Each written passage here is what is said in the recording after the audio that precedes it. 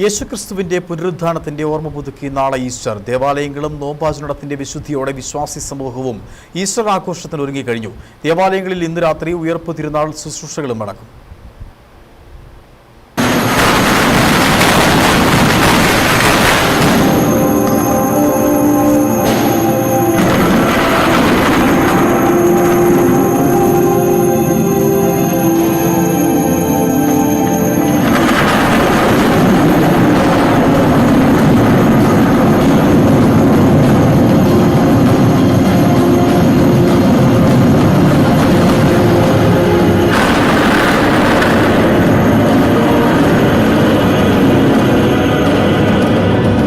വിവിധ പള്ളികളിൽ ഇന്നലെ കുരിശിന്റെ വഴി പ്രദക്ഷിണം നടന്നു.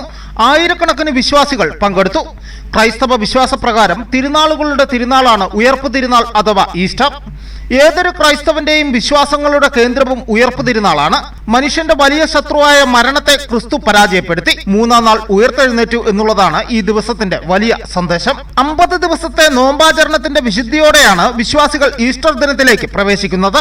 ലോകമെമ്പാടുമുള്ള ക്രൈസ്തവ ദേവാലയങ്ങളിൽ ഉയർപ്പ് തിരുനാൾ ദിനത്തിൽ പ്രത്യേക പ്രാർത്ഥനകളും ഉയർപ്പ് തിരുനാൾ തിരുക്കർമ്മങ്ങളും നടക്കും. ശനി ഞായറാഴ്ച വെളുപ്പിനെ 3 മണിക്കാണ് തിരുക്കർമ്മങ്ങൾ ആരംഭിക്കുന്നത്. അതോടുകൂടി നമ്മുടെ ഈ 50 നോയമ്പിൻ്റെ പരിസമാപ്തി ആവുകയാണ്. വളരെ നല്ല രീതിയിൽ തന്നെയാണ് ഇതിൻ്റെ തിരുക്കർമ്മങ്ങൾ നമ്മൾ പ്ലാൻ ചെയ്തിരിക്കുന്നത്. വീട്ടിലെ ഒരുക്കങ്ങളെല്ലാം തന്നെ പൂർത്തീകരിച്ചിട്ടുണ്ട്. ബന്ധുജനങ്ങളും എല്ലാം ഒരുമിച്ച് കൂടി ഈ നോയമ്പ് വീടുന്നതുമായി ബന്ധപ്പെട്ടും അതുപോലെ തന്നെ ഈസ്റ്ററിൻ്റെ ആഘോഷങ്ങളിൽ പങ്കെടുക്കുന്നതായിട്ട് എല്ലാവരും തന്നെ വീടുകളിൽ എത്തിച്ചേരുകയും ചെയ്തു. തിന്മയുടെയും അസത്യത്തിന്റെയും ജയം താൽക്കാലികമാണെന്നും വളഞ്ഞ വഴികൾ തേടാതെ കഷ്ടങ്ങൾ സഹിച്ചും സത്യത്തിനു വേണ്ടി നിലനിൽക്കണം എന്നുമാണ് ഈസ്റ്റർ നമുക്ക് നൽകുന്ന സുപ്രധാന പാഠങ്ങൾ. News bureau, Udumbanchola.